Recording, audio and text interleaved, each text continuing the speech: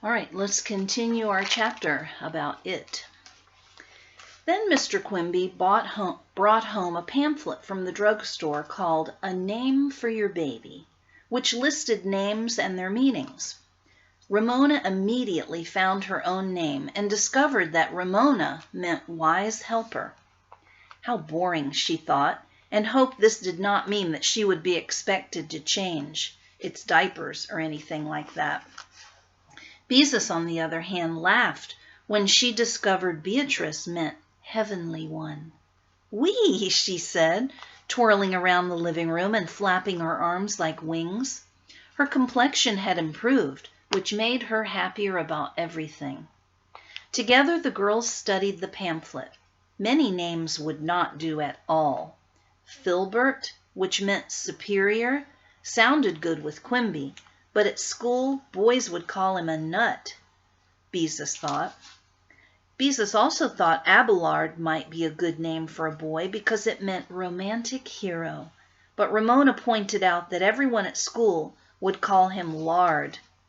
Beezus also thought Lorelei, which meant romantic siren, was a pretty name for a girl, until Ramona began to chant Lorelei or pants on fire. Ramona preferred Gwendolyn for a girl because the name meant fair. If she had to have another sister, she wanted one who always played fair. Mr. Quimby suggested names that were much too fancy: Alfonso, Horatio, Clorinda, Hepzibah, or Quentin Quincy Quimby's. His daughters, however, did not take him seriously. This was more of his joking, because they knew he was worried. What if it's twins? Ramona thought. This presented a whole new problem. She studied the pamphlet once more. Paul and Pauline, Boris and Doris, Gerald and Geraldine. They could be two girls or two boys, Beezus pointed out. Abby and Gabby, said Mr. Quimby. Peter and Mosquito. Daddy, you're just being silly. Ramona was always stern with her father when she felt he had gone too far with his jokes. Mrs. Quimby asked what was wrong with plain names like Jane or John. Nothing, agreed her daughters, but fancy names were more fun to look up. They discovered that Hobart meant clever, but of course they weren't going to name that baby after Howie's uncle. Finally, it came to be known as Algie.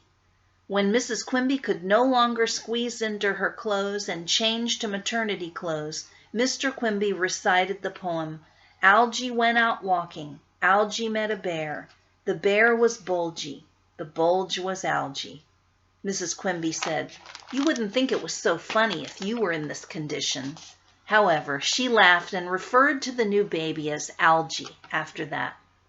The girls, when told that Algie was short for Algernon, looked up the name and discovered it meant courageous. "Of course we couldn't really name it Algernon," said practical Beezus. "Everyone at school would make fun of him. Nobody's named Algernon except in old-fashioned books." Besides the fun of finding names, Beezus and Mrs. Quimby watched for sales of baby clothes.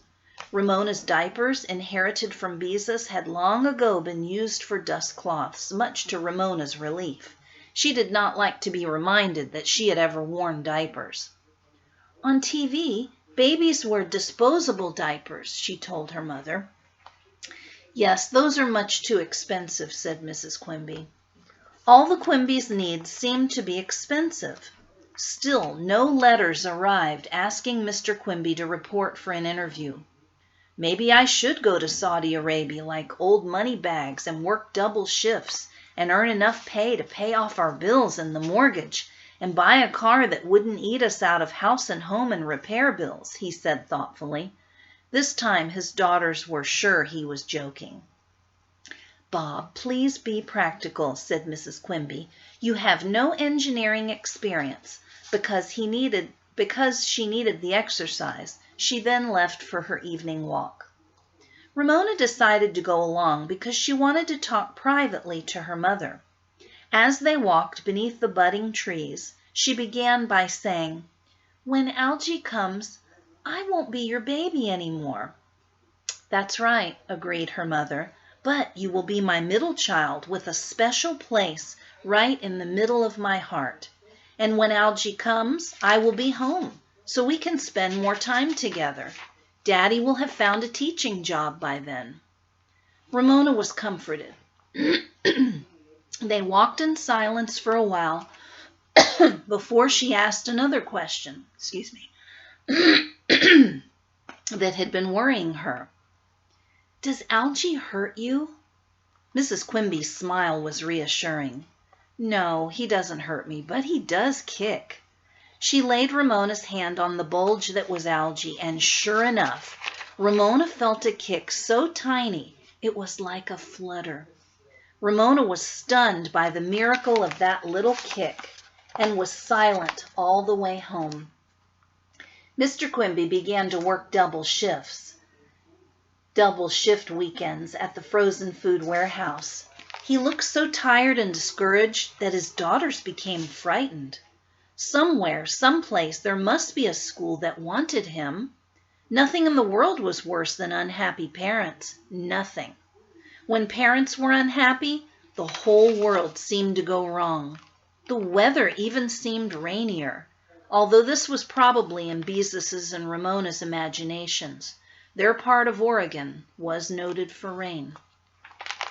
Okay, good place to stop.